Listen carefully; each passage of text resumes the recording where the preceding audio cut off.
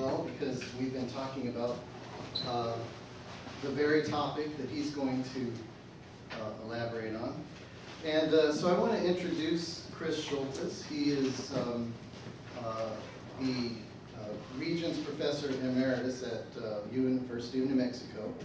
And he's one of the world's foremost, as I've mentioned before, world's foremost experts on cage and experimental music. And through that expertise, he's garnered a lot of respect from composers, European and American composers, for his interpretations of music. And that's partly because of his direction of the UNM Percussion Ensemble, which I've also told you about. Really great percussion ensemble, a lot of recordings on CDs out there. And also as a performer, a really fantastic percussionist. I happen to be at the University of New Mexico toward the last few years of his performance career before he shifted to another direction, and it was a real pleasure to hear him. Not only is he well known as a performer and scholar and director, but he's also well known as a composer. He's a very interesting experimental composer and well published. So let's welcome Chris Shultis.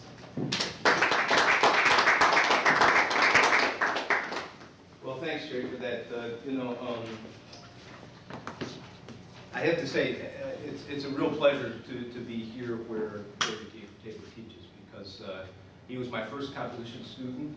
I wasn't even teaching composition, and actually he came to me and asked me to do it, and I was so surprised. I said, well, meet me at the Frontier Restaurant, which is like the place to meet in Albuquerque, and you can buy me breakfast. And those literally were our composition lessons, and the rest, as they say, is history. I mean, I have, before he got this fantastic job here at Salisbury, I was often asked by him to write recommendation letters, and I always wrote in those letters that Jerry is one of the foremost experimental composers of his generation, and he still is. And now that I'm a musicologist and finishing up a book on the experimental tradition in Europe and the United States, of which this essay that you've read was the very beginnings. I write in that book that the experimental tradition has come to an end. I don't think that it exists any longer as a period, and instead it has shifted into what I would say is a style. This happens with most periods. But before I start my time with you, I want to just say, if anybody is going to be able to change that, it's your Professor Jerry Tabor, because he is still one of the great figures in experimental music, and if it's going to continue on as a period, he'll be the one to do it. Lights, please. How would you like to have that responsibility? The lights are out so that you can take a good look at that picture. Deeply affected is the way nature lets me know what I need to know about the mysteries of form. I sense this in the way the trail takes me places, sometimes knowingly, other times by surprise, but always at the end, there is an inevitable moment when nature takes over, where the trail is no longer humanly contrived, but instead, and because of its contrivance or in spite of it, I find myself overwhelmed. Now, I was very surprised to read this in the great music theorist Robert Morris's book, which is a wonderful book, way too expensive for you to buy, but probably in the library, called The Whistling Blackbird. And now, you've seen the picture. This is a beautiful place. I'm going to talk about it, but Jerry, you can turn the lights on now so that you can see me a little better. Robert Morris, as you may know, also has an essay in this book, and because of that, he had read my essay that you've been spending some time with, and that's what I'm going to talk to you about today. I'm going to actually talk with you about it today because you've already read it. I don't need to repeat what you've already read. We're going to instead have a conversation about it.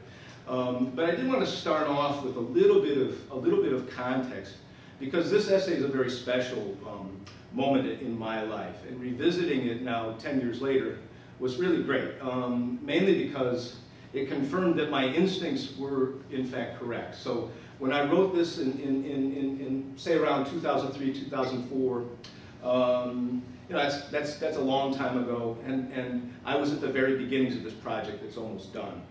And this book, The Dialectics of Experimentalism, is the finished product of what was originally this short essay, The Dialectics of Experimentalism. And Robert Morris had read my essay, and even though he's very different than I am, I mean, he's really one of the great serial theorists in the United States, and that's not my thing. And experimentalists and serialists used to be like you know, almost fist fight relations, you know.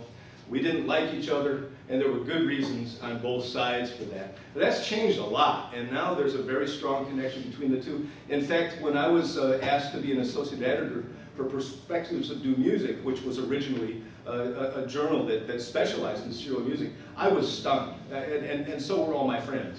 But Robert Morris is a person that's primarily, I think, responsible for that connection, and it's because of this connection with nature. And nature is really fundamental to my own work, and also to what I think is special about the experimental tradition. And we're going to talk about that a little bit later.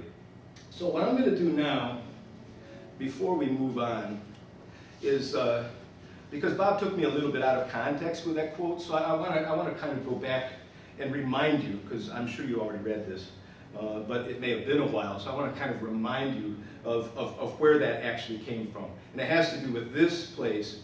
My last day in Taos, I hiked up the Italianos Trail to Lobo Peak. That's Lobo Peak, a peak which at 12,000 feet affords a 360-degree view of the world. Italianos is one of the great trails in the Taos Ski Valley. From it, one can see Wheeler Peak, the highest peak in New Mexico, at more than 13,000 feet. So that's the context for then what I say about that hike. I write this after an incredible hike into the mountains in the wilderness near Taos, New Mexico, above the tree line, where the mind, or mind at least, is tremendously affected by the lack of oxygen. You know, actually, when you get that high, you really do kind of get high. And because I'm a composer who writes notes when I'm on these hikes, very often I edit. Like when I wrote this essay, almost everything I wrote on the mountain was fabulous. I mean, it's like I thought that I'd written, you know, the next, you know, companion to Schopenhauer. And then I got down, came back to earth, and my mind returned to earth as well. And I said, well, it's not quite that good. And then I started editing. But and I said, also deeply affected is the way nature lets me know what I need to know about the mysteries of form. I sense this in the way the trails take me places, sometimes knowingly, other times by surprise, but always in the end. There is an inevitable moment where nature takes over. This is where Professor Morris enters in, where the trail is no longer humanly contrived, but instead, and perhaps because of its contrivance or in spite of it, I find myself finally overwhelmed by it. You see, that's a big difference in terms of the meaning of this text.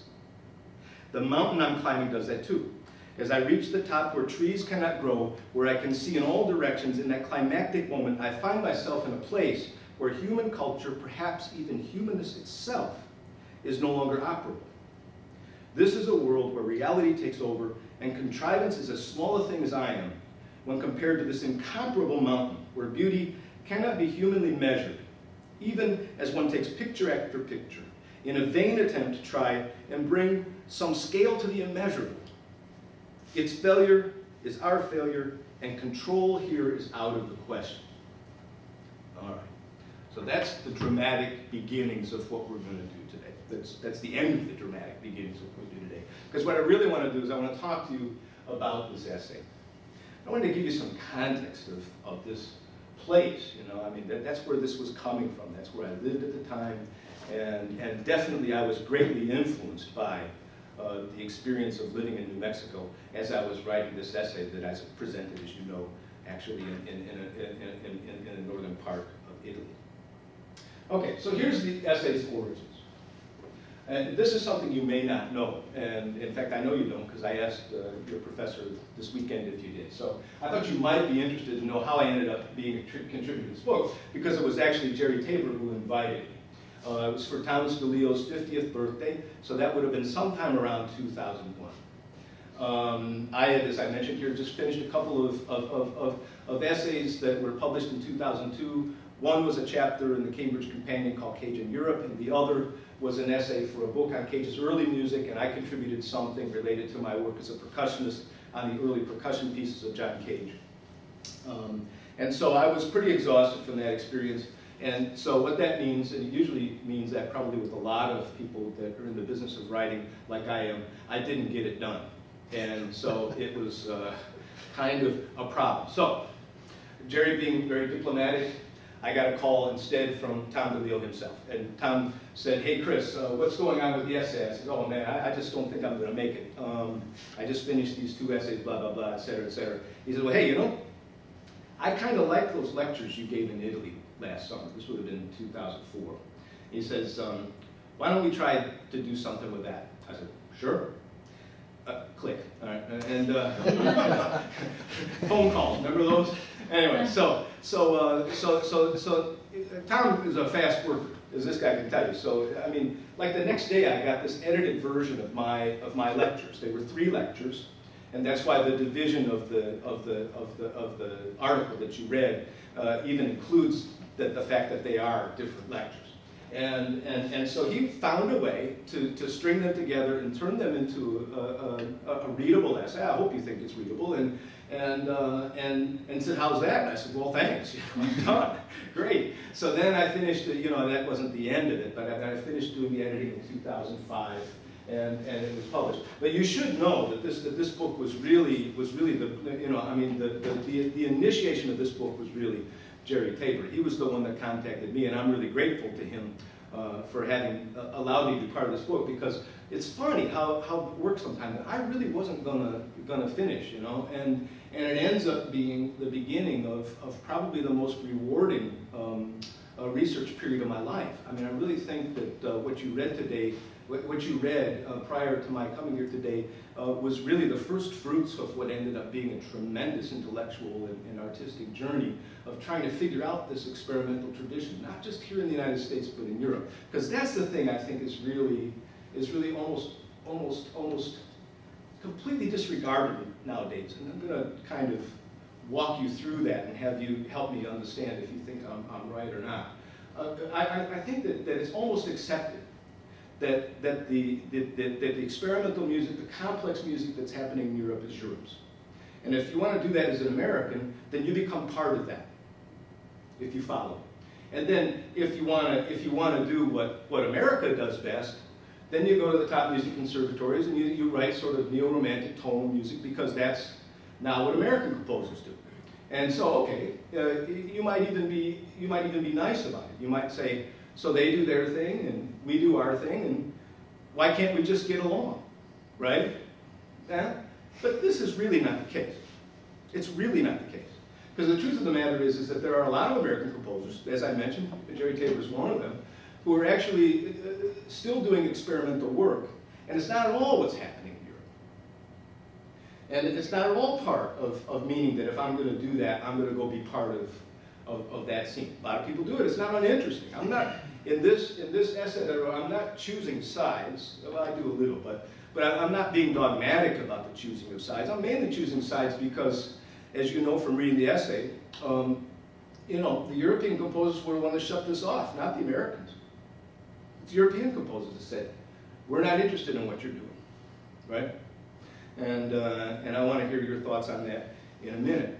So, I mean, to me, this essay really is historical in the sense that it's trying to tell a historical story. But I think it has a lot of current application. I mean, even the part where I talk about how bad things were in 2003 to 2004, you probably noticed that. I mean, I'm commenting on the first Iraq War, for God's sake, right?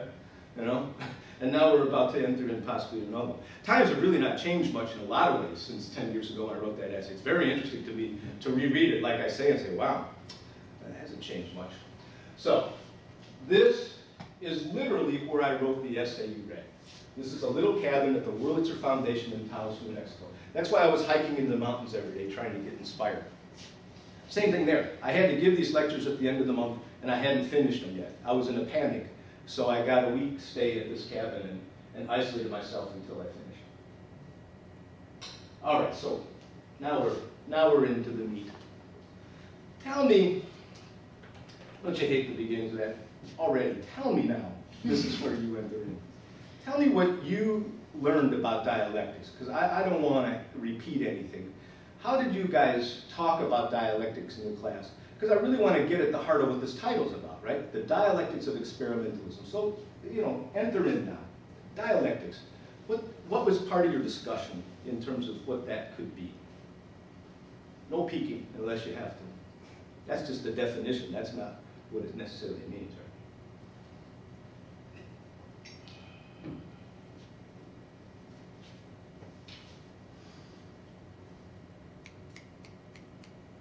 Come on, guys. Who is the? I know this is tough. I'm gonna prompt you. I taught in Germany, so I can tell you something. There is nothing like a seminar in Germany where you realize they're not Americans and they're not the same and they're not going to talk right away. And then you got to just wait. But American students really hate that, so I'm not going to make you wait as long as they made me wait. But still, what about somebody like Hegel? I'm really thinking of Hegelian dialectics. Okay, and I mentioned that. And what did Hegel say about the dialectic? What are the parts? How does it work? What's it related to? I mean, what's another way of doing it? Like when you're in high school and you're taking a science class, you're doing something very similar. Yes. The scientific method. Scientific method is very close to this. And what do you have in the scientific method? You have a question and you form a hypothesis and you do trials to try to understand if your hypothesis is correct or not. Right, and that's going to be even more applicable to when we talk about experimentalism. That's exactly what that is. But it also functions in terms of dialectic. But what were the terms that Hegel used? Because he's right. What's your name? Will. Will, okay. I'm going to get to know you that way. Okay, so thanks. Yeah, that's right. Yeah. You got a question, you test it, and then you see what the results are. Now, as long as he's done that, let's move forward. You're the only ones that can see this, but we're now on a page called experimentalism. And so yes, in his definition, Will's definition of the experiment, this is the standard definition, where you've got three parts. And you go in with an idea that says, I wonder what will happen if. And usually you kind of already have in your mind what you're thinking might happen, right? It's even more influential than that. It's not completely open. It says, I want to test this hypothesis. So then you test it, and then you test your conclusions against your hypothesis. So you could say, I want to see if the Baltimore Orioles, have a chance to win the World Series. So then you do fantasy baseball. This is a really bad example, but so you test that, and then and you all live in Maryland, so you hope the Baltimores are going to, you hope the Orioles are going to win, right? So you already have an idea of what you want the result to be, and then you test that hypothesis, and you hope it's going to come back with them winning. But then if the evidence, or if let's say if you put together the fantasy baseball thing and you pit them up against whoever they're playing next. I know they just beat the Tigers, but I can't remember who they go against next. You all know, it doesn't matter. You can see I'm not really a baseball fan, but in any case, you put them up against that, you test it, and they either win or they don't win, right? I mean, there's actually a conclusion. That's what's great about the scientific method. You may not be right in terms of what your hypothesis was, but you can test it, and in the end, you get a result, and you're either right or you're wrong. Now, in my book, Silencing the Sound of Self, which is, it's right here. I brought it with me. This is probably in your library too. In that book, I talk about two types of experiments. That's the first one that Will came up with. The other one is this number 3, the process of testing experimentation. And that one tends to get short shrift, meaning that there is a definition of experiment with no hypothesis. Right? You just test. And in my book, I compare Emerson and Thoreau in that regard. I say that Emerson was somebody that was thinking along the lines of for him, 19th century dialectics, as it relates to the concept of the scientific method as it relates to experiments. Henry David Thoreau walked into the woods and he said, I'm going to see what I find there. I don't know if it's going to be good or it's going to be bad. He even said, I don't know if it's going to be of God or of the devil, but when I get back, I'll be able to say. So that's also an experiment, but it's an experiment without a hypothesis.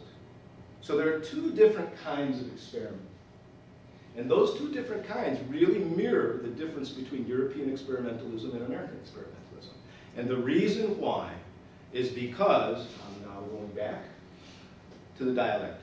In the 19th century, especially German, and the philosopher who is primarily regarded to be the one that sets up this kind of thinking is, starts with an H. That really does narrow it down a little. Not completely, but a little.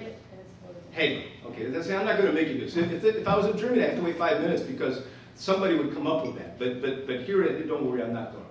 So yes, Hegel. And Hegel had this idea of the dialectic that said that, you have a thesis, right? And you have a, thank you, will. And then you have a what? Synthesis. There we go. Your name again? Patricia. Patricia. Okay. Right. Okay. That's right. Thesis, antithesis, and synthesis. And this is something that really has had an enormous influence. I mean, even today, there are sort of Hegelian composers out there, some of whom even live, in the rural Midwest of all places. There are Hegelian experimentalists in rural Ohio, if you can believe that. It's really true. I've met them, and in fact, the one I'm thinking of is a complete total genius.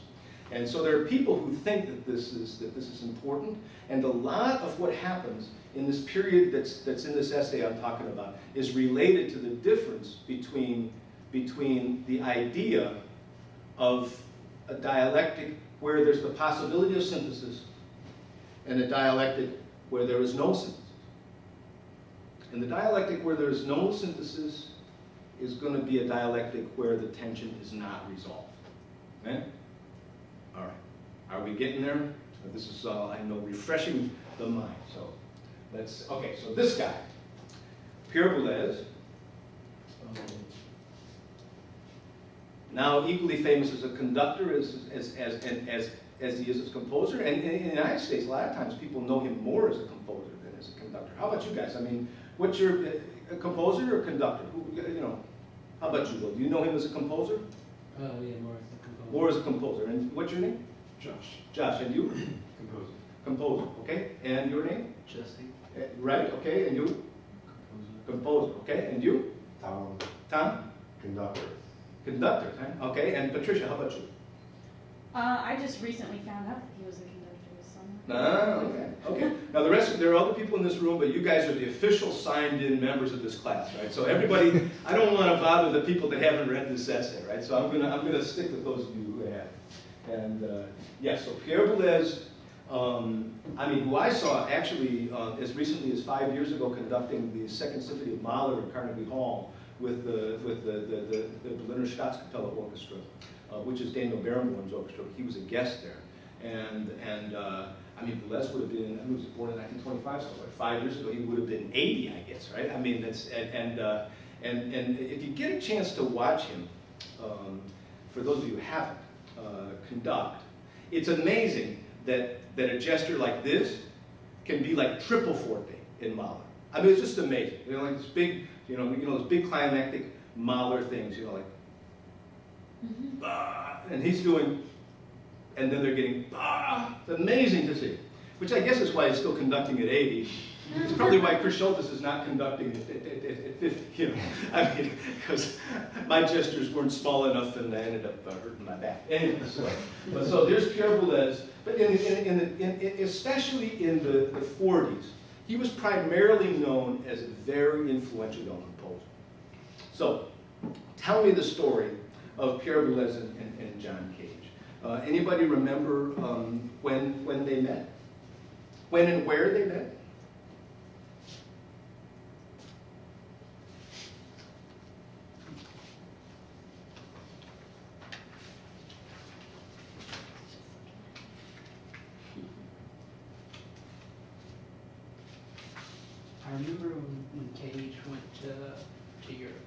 That's exactly right. Okay. That's right. John Cage had won a Guggenheim, and he was recommended for that by probably by Virgil Thomson, who was a very famous American music journalist for the New York Herald Tribune, and he liked John Cage and liked his music. And at that time, Cage had written these prepared piano pieces that are so famous. We're going to listen to a little bit of that in a minute, just to sort of remind the ear. And he probably, I mean, I don't think there's any evidence, at least none that I've found, but probably was the person that gave Cage the name of Pierre Boulez, because Virgil Thomson was a real Francophile. He lived part of every year in Paris, and that's where Cage met Boulez, was in Paris in 1949 on a Guggenheim Fellowship. You know, a little aside, you know, it's very interesting, and I think you guys know this, but John Cage was famously a student of Arnold Schoenberg's, and there was some kind of academic controversy about whether or not he actually studied with Schoenberg, so it was really nice to read the work of Michael Hicks, and a really important music theorist, scholar, and composer at Brigham Young University, who wrote an article called Cage's Studies with Schoenberg, which definitively proved that he did, in fact, study with him. But that was really difficult for a lot of people to take, because Cage is supposed to be this you know, completely, you know, out of context, unmusical, you know, person who really is antithetical to music history. In fact, I was telling Jerry that when my book was published, one of the readers was Gunther Schuller, the great American composer and conductor. And he said, in his review, he said, you know, I hate John Cage, and I think that he's one of the most negative influences in the entire history of 20th century music. He says, but this is a good book, you should publish it. Thank you very much. That's a great recommendation. Okay, anyways, let's just remember this. At the same time that Cage was bringing over his sonatas and interludes, which was a piece that he wrote just before he left for Europe, Pierre Boulez had just finished his second piano sonata from 1948. Now, how many of you know that piece, the second piano sonata of Pierre Boulez? Yeah, some, not all? Okay, well, that's good. So that was what Pierre Boulez looked like in the 1940s. This is what John Cage looked like in the 1940s. But notice the age difference. John Cage was born in 1912, and Pierre Boulez was born in 1925. This is something I always find very, very interesting, and since a lot of you are composers, you should find this interesting too. Because John Cage was not famous when he was in his 20s. See, Pierre Boulez was in his 20s. He was considered to be a sort of an enfant terrible, you know, but he was still pretty famous for writing, you know, pieces like this second piano sonata in his 20s. And Cage was very impressed that he'd written it in his 20s too. But, you know, think about the equivalencies, because there are, in fact, still now composers that you might know about in Europe that are in their 20s and 30s. But there are not many equivalently here in the United States that we know of at that age. What I always used to tell my composition students is I say, you know, the good thing about being an American composer is that you can be a young composer all the way till you're 60 years old and still never have been discovered, right? I'm actually thinking about pushing that to age 70 now. That's how bad it's gotten. Okay, but anyways, so Cage was actually a really well-known composer, and he was certainly the more established composer of the two when Cage met Pierre Boulez in 1949. I think he was 37 years old. You know, he was already approaching 40. All right, so then this is Cage's biography. I'm not going to bore you with that. I think you already know it. I mean, it's not boring. It's an interesting biography, but I think you already know it, so we'll skip that. And then Jerry said you want to see pictures of me with famous people. So here's the first one. This is me with John Cage in 1990, and we were performing his branches. John Cage was also a great visual artist, and there was an exhibit of his work at a gallery in Santa Fe. And so he asked me to prepare a performance for that gallery. And so we actually created an outdoor performance in this vestibule of the Sena Gallery in Santa Fe. And he's testing out my log drum. He really liked this. This was a gift from my little sister. And he says, well, that really sounds fantastic. And he was just tapping away. All right. So now let's listen to some music for a minute. This first piece is just a small excerpt of the Boulez second piano sonata. And the way we want to listen to this, let's listen critically, is to just imagine in the 1940s, if you know the piano literature at that time, you know, you should be able to get a sense of just how radically, you know, intense this opening especially really was. So this is the first movement of the second piano sonata of Pierre Boulez.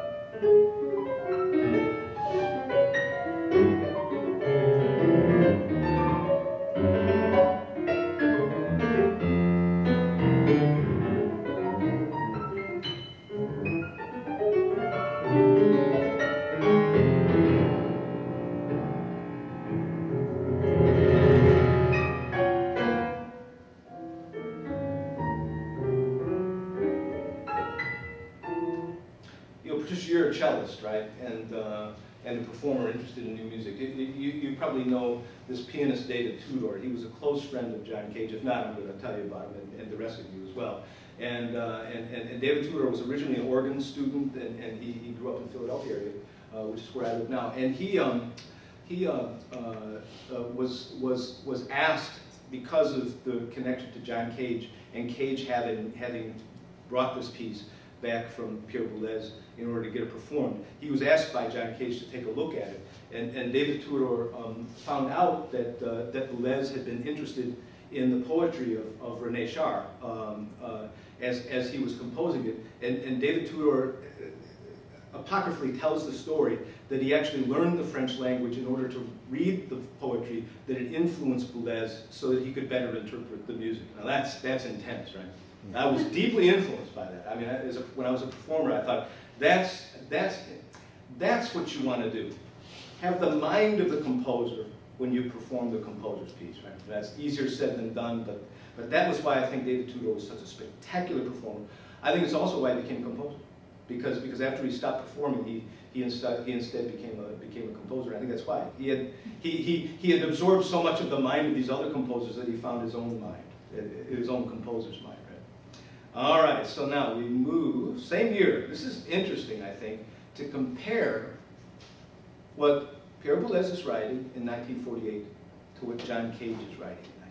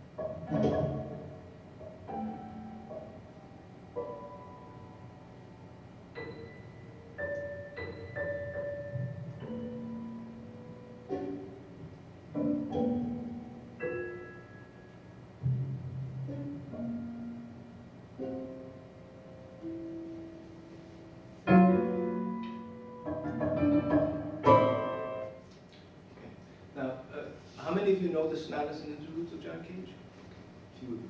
And as for those of you who know it, do you know what would be the most striking difference? Not the preparations, that's too easy. What would be the most striking difference between the sound world of the Boulez second piano sonata and the sound world of Cage's sonatas and interludes? Any idea? The most striking difference. Not the preparations. It's not an easy question, but I'm curious to know. say the rest. The rests, Mhm. that is a striking difference. I completely agree with you. And Cage is already becoming influenced in the atmospheric uses of silence, right? He's not thinking of sound and silence as equal yet, but silence is definitely a very important part of his sound palette. I agree. Silence is a sound, right? Mhm. Silence is a sound. Yes. Anybody else? Yeah, Will's come up with great observations here. Not that I'm keeping score, but really that is, I think, very good. But I'm thinking of something else. It's not quite so simple. It's the pitch choices. The pitch choices. If you ever get a chance, check out the sonatas and interludes from your library. It's not that hard to play. Cage was not a terrific pianist. He could play it himself. And the first performances were by him. He played one of the first performances at Black Mountain College down in North Carolina when he was on the faculty there. Because of tonal music. The Boulez is clearly not tonal music, right? That's right. I mean, that's already beginning to see the strong serial influences of what Boulez is really interested in the late 40s, early 1950s. Yeah, it's tonal music. And he was not really all that interested or knowledgeable, with the exception of Schoenberg. He knew that music, but he wasn't writing that music. I mean, he could have written, Schoenbergian 12-tone music, right? Could have done it. He'd done it in the 30s. He knew how to do it. He wasn't doing that. He was instead writing music that was transformed through these preparations, right? So when you hear that, but if you listen to it tonally, it's a tonal piece, right? Now, 3 years later, Cage writes this.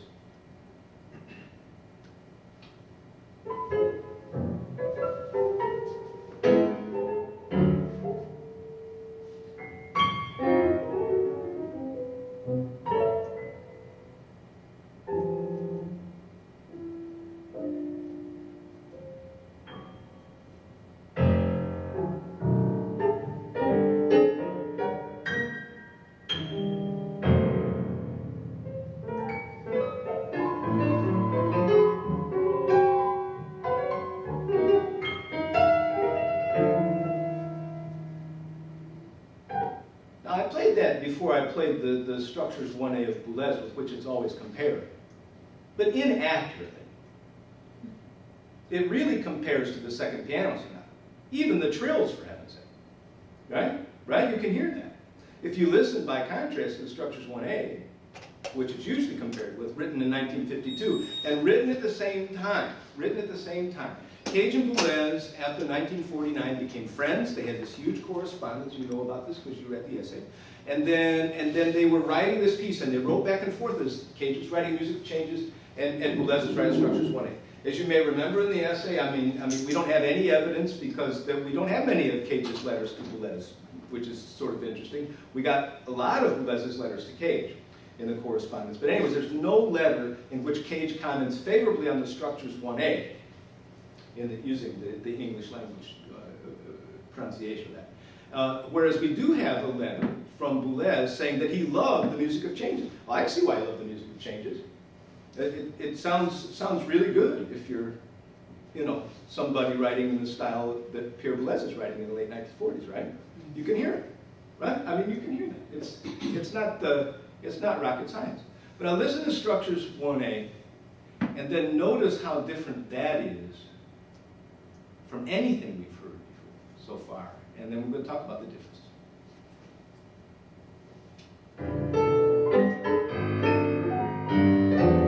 That will, of course, not be it, so I'm trying to stop that. To figure that out here. Where it is.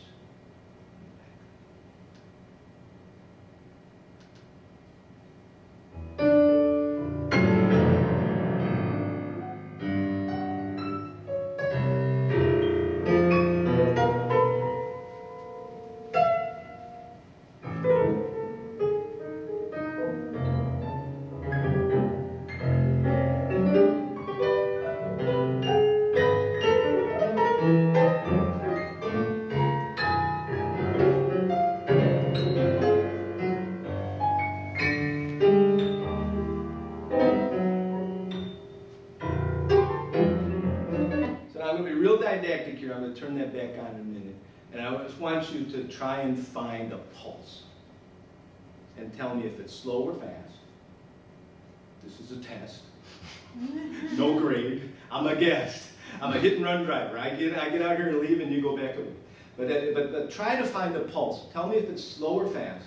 And see if you think this piece is moving vertically or horizontally. Okay?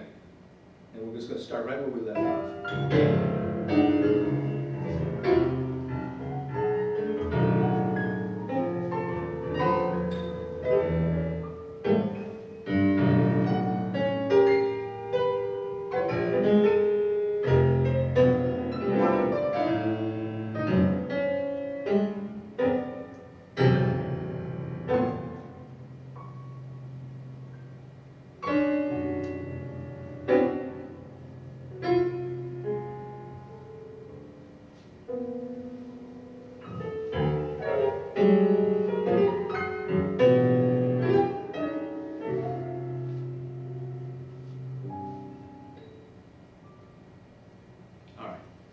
How many say vertical?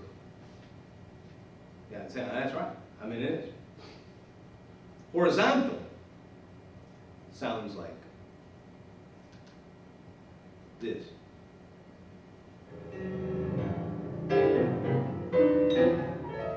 That's a move. That's a move.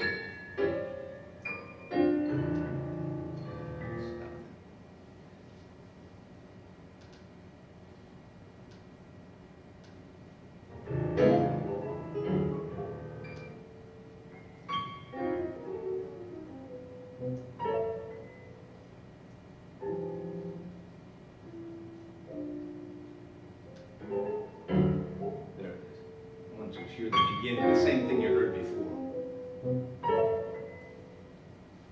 No, it's not there.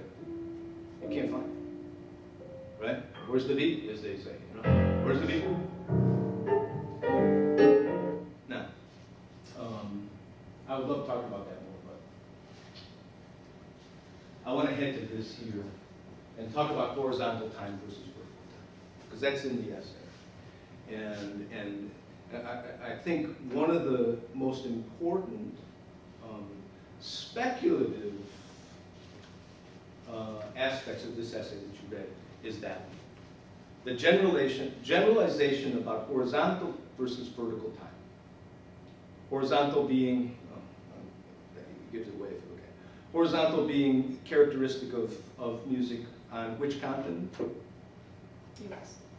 Where? The U.S. The U.S., that's right. Horizontal being here, and then vertical being Europe. Now, there are many examples of this. I mean, not just Boulez and Cage.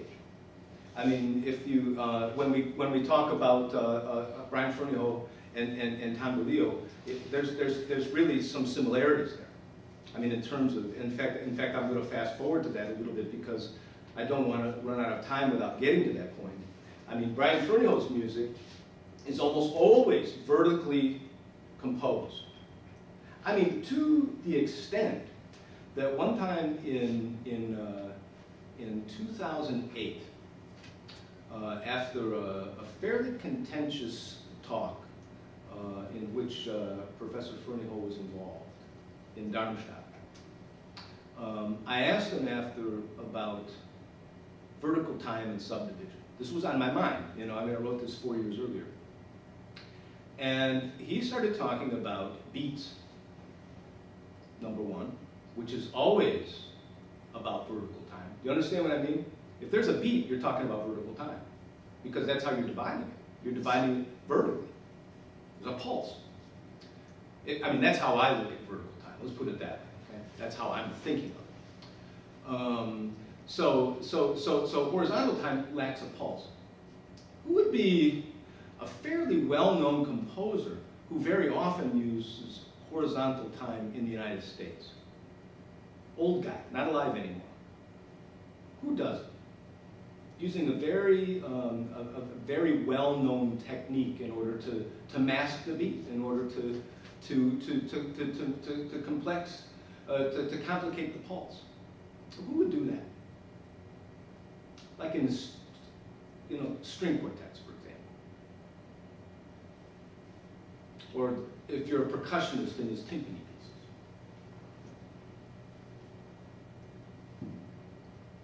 A set of 8. Elliott Carter. Who said that? Yes, all right. Okay, that's right, it's Elliott Carter. And it's really true. I mean, it's a great way, it's a great way to complicate the verticality of music, is to use metric modulations, right? And it works beautifully to do that. And so and Stravinsky does that too. It doesn't have to be American.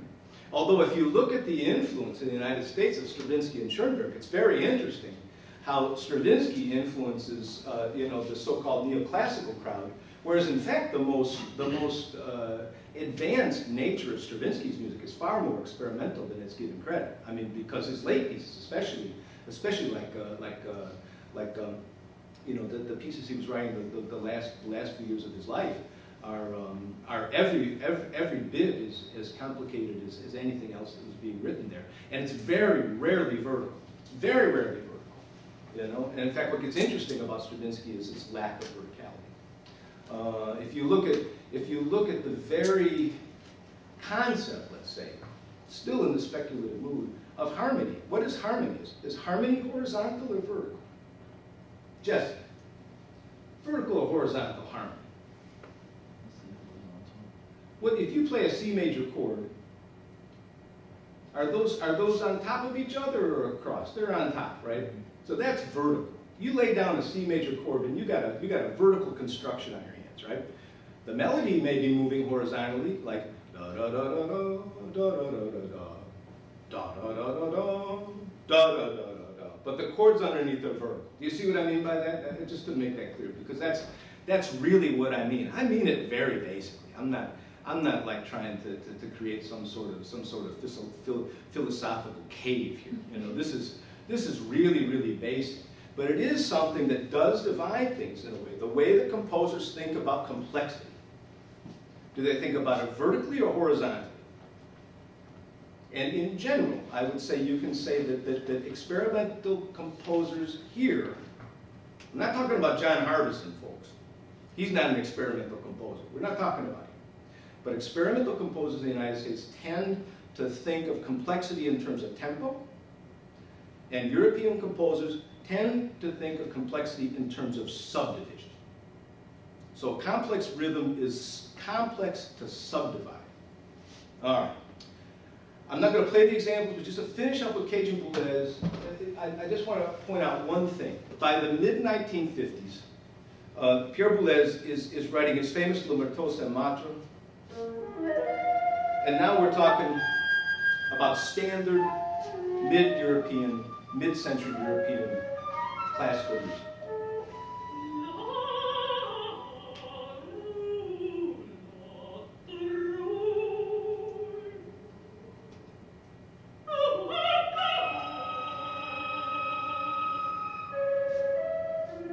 In contrast, Cage goes even further in the direction of indeterminacy and performs his variations himself with David Tudor at Darmstadt in 1958. This is their live performance there. I'll just play a bit of it.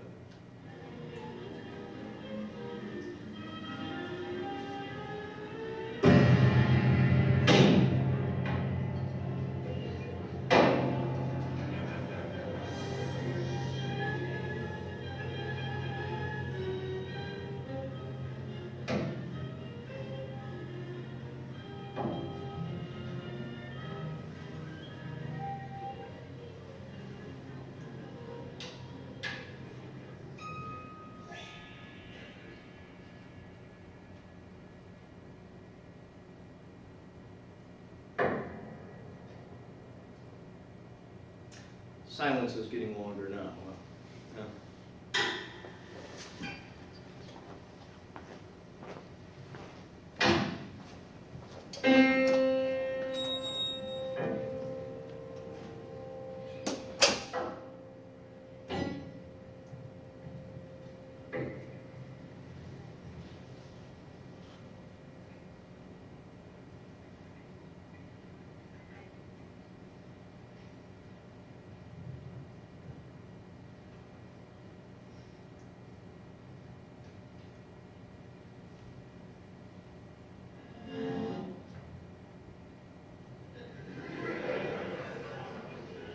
The laughter is not part of the piece.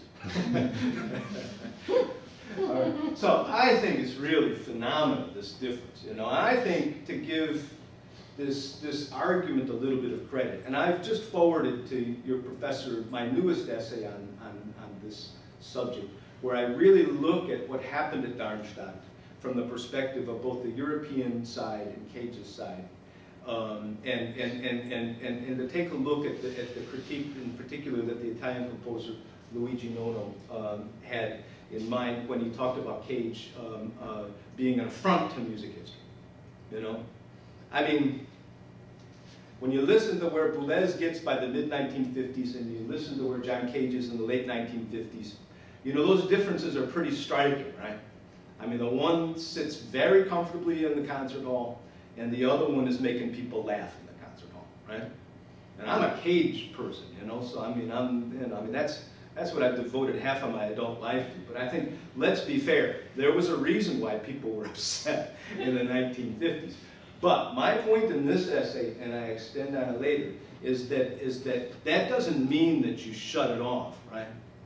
Do you remember that point in the essay where I talk about that, where I make the comparison to society, and I say, if you got a big argument about something, you decide to just shut it off. Well, what happens next is not going to be pretty, right? If the conversation ends, there's not much alternative but to either ignore completely or fight, and both of those two things are socially counterproductive. And the point that I make at the end of that Cage and Boulez session before we move on is this. What I say is that what I really think happened in that period between the experimental music, the indeterminate music that the great American composers of that period were writing, because I do think those were the great American composers, and what the great European composers of that time were writing, which was sort of post-war serial music, but radically changing. I mean, no longer the total serialism. The Structures 1A was a very, very, like a blip on the radar of history. But after that, this sort of aleatoric response to Cage that you find in pieces that were written in the 1950s by those European composers, these great European composers. I mean, I think that the greatness of that period was the two of them together. That's what I want you to sort of get from what I'm trying to say in that thing. It was great together. And when they were fighting, it was great. The dialectic, you see, was good. I mean, what Hegel was talking about is a good thing, right? That you don't have a thesis and an antithesis, and everybody just says, hey, I drink Budweiser, you drink Miller. No problem. Can I taste yours? No, nobody's saying that. I'm not touching your Miller. I like Budweiser. You probably don't like either of those, but you get my comparison, all right? No, you might even argue about it, But it's not like you're going to get the fists out. Nobody's going to punch somebody because they like Budweiser more than Miller, First of all, they're going to say, I don't like either of those. I'm going to go to a brew pub and buy you something that's good. But my point is that the discussion, see, the dialogue was great. I mean, Darmstadt 58 must have been one of the great places to be. It must have been just fantastic, to be in this world where music mattered so much that people were getting angry, and to the point where Pierre Boulez and John Cage, who were close friends, ended their friendship over this. When I taught a composer's class, like what you're in here, it's one thing I always told my students. I said, can you imagine something as a composer that you believe in so strongly that if your friend disagreed with you, you would no longer be their friend? And I said, because that's how much it mattered to them, right? Wow. Yeah? That's a head scratcher for most people. But it puts that period into a kind of a context that's important to understand, I think, for us now. Because I'm not sure that there's an equivalent to that, but it really mattered to them. That's my point. All right. So let's go here to, let's listen to some of Bone Alphabet. What we're going to do is we're going to quickly compare two pieces written in the same year, 1991. The one is by Brian Fernio, Bone Alphabet. We'll listen to that first. And then I think the other piece you've already heard, and that'll save us some time. This is a solo percussion piece.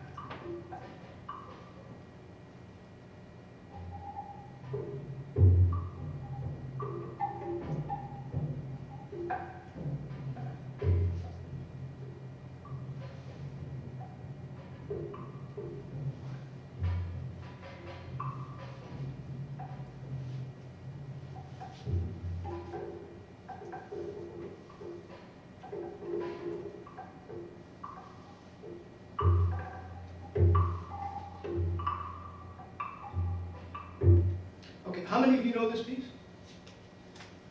Yes, yes, a couple. The rest of you don't? Those of you who don't. Does that piece sound complicated to you? No. Will says no. Jesse, what do you think? Might be. To play. But you can't definitively say yes. And what's your name? Josh. Josh, okay, got it. Okay. Josh, and what do you think? You're the tiebreaker. I think so. You think so? Yeah. So we got 3 opinions. Not really. Maybe. Yes. Okay. sounds like we got an election on our hands. In a month, you all can go vote. All right. Anyways, let's ask another question. How many of you hear a beat? Well, I've already biased that, but you do, right? You hear a beat. Is it a fast beat or a slow beat? Could be slow. Could be slow. Yeah, I think it can be slow. And I think it's about here. You know, Yeah. right? Yeah, you can even remember that. You can remember hearing that. It's a slow beat. It's enormously complicated, Josh. So, but you know, the thing that's interesting to me is that when your complexity is rooted in the vertical and you're dealing with a beat is always simple. That's why none of you are wrong. It just depends on where you're putting your focus. If you put it on the beat, it's simple. If you put it in the minutiae of the material that's over on the top of the beat, then it's complicated. And if you're listening to both at the same time, Jesse, then you can say, could be both, right? I'm still trying to decide, because it's all in there. It's all in there. I think that's very important. Now, one of the things that I want to emphasize at this point is that these are both great composers. I mean, Fernio's a great composer, and he gets a lot of credit for being one. But and Thomas DeLeo is also a great composer who doesn't get enough credit for being one. And I think you've heard the piece, but I'm just going to play just a little of it, just to remind you of this piece called Between, from 1991. It's for flute percussion ensemble. And this recording is, as your professor may have told you, is under my direction with UNM Percussion Ensemble, and a fantastic flutist, Tadeo Coelho, who teaches in North Carolina. We'll just listen to a little bit.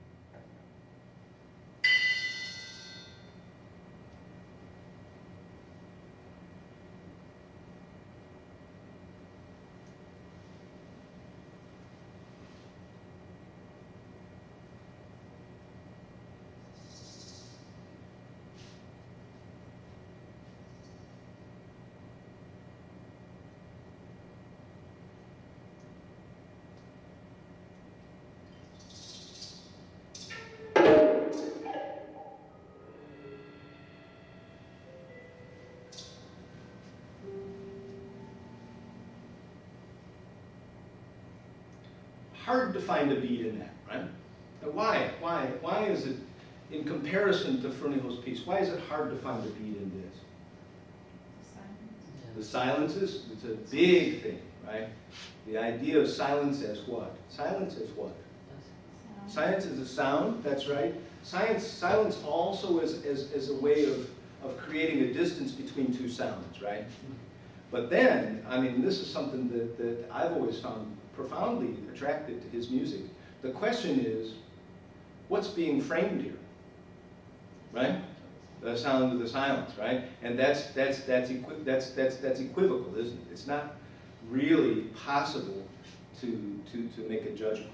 The thing, if you remember my essay, the one thing that I say in regards to one of the biggest differences of Brian Fernio, do you remember it comes from what Jonathan Harvey said about Fernio that was supposed to be a compliment that I took as sort of a critique. It's where, remember, he's supposed to be listening to this lecture.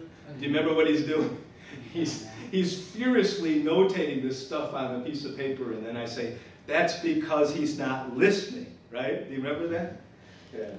Okay, more pictures of famous people, Jerry said. And this is a picture of me with Tom and my ensemble in 1988 when we recorded Against the Silence, which I think is one of the, for your percussion professor here, one of the great percussion ensemble masterpieces of the 1980s. And not a lot of people know about it, so I always promote it whenever I get a chance. There's a great recording of it that we did in Popejoy Hall. Funny story, we did it in the middle of winter, and because of the silences, we had to record the silences. You guys probably know this, but a digital silence is an awful thing to hear. People can't take it. It's inhuman. So you have to record silences. So we were recording silences, and they're long silences, in Popejoy Hall, which is the main concert hall, not even the recital hall, the concert hall, 2,000 seats. And the heating system was making noise. You could hear it. And so we had to shut it off. And by the end of the recording, we were all wearing gloves and winter coats, and you could see our breath. True story. True story. All right. Getting close to the end of my talk here, and I appreciate your attention. Let's talk a little bit about some of the stories that I write in this, because I was very self-conscious about this essay, and I only allowed it to be published because my friend Tom DeLeo was so positive about it, and I trust him. I work primarily as a musicologist, and this is the first article where my personal voice was inserted, and it was really disconcerting for me. You're in quotes not supposed to do that, and there was a review of my first book by a literary scholar who said that I wrote an old-fashioned study of an experimental icon, meaning that I hadn't applied contemporary theory to the analysis of Cage's work. This is not the place to get into my critics, but I only mention that to say that my background is in a sense very traditional. I mean, the article that I mentioned about the percussion ensemble music of John Cage is essentially a performance practice essay. It's about how one should pay attention to the historical instruments available to Cage when he wrote his pieces. I mean, that's something that musicologists have talked about for as long as there have been, ever since Adler in Germany. I mean, it's a long musicological approach to the study of music. So that said, I think the insertion of the personal voice mattered in this essay, and I hope you agree, because of the way in which the stories, that's what I want to get to, we'll talk about one, way in which the stories are necessary to really understand these differences. So the one I want to talk to you about is the story about Stephen Schick's appearance at the University of New Mexico. Do you remember that one? It's where he's playing Bone Alphabet, which we just heard, and he's just learned it.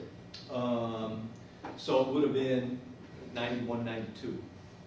And he's come to the University of New Mexico to recruit percussion students, and what he offered me in return was a concert in a clinic. Well, you don't say no. I mean, Steve Schick is one of the great percussionists alive.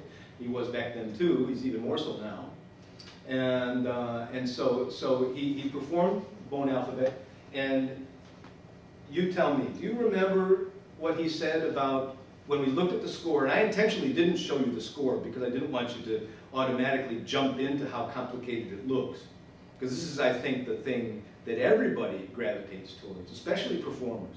It's kind of an impressive feat when you as a performer can tackle a piece that looks that dense, kind of like Jerry's percussion quartet, right?